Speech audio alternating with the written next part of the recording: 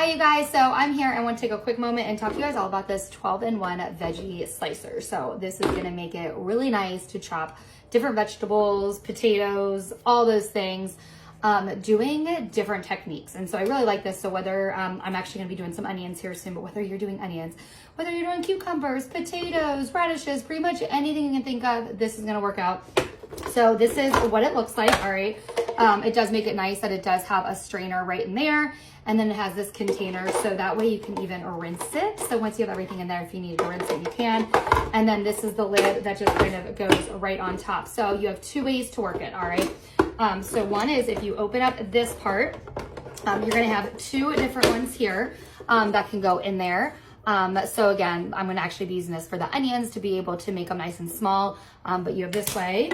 And so super easy. All you do is you just kind of push it in there and then like slide it in that way first and then push it down, okay?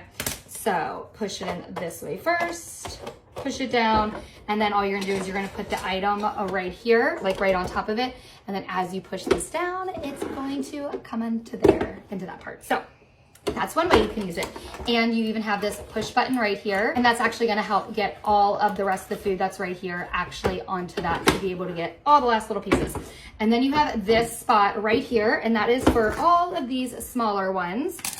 So depending on what you want it to look like, you're gonna be able to do that, all right? So multiple different things. This one's always fun. I like doing this even for like cucumbers, or even like if you're making potatoes and you want them to look like the wedges, this one's gonna be really good for that as well. And what you're gonna do is you're gonna kind of slide it in that way first and then push it down. All right, so then it looks like that. So what you're gonna be able to do is take the item and slide it that way.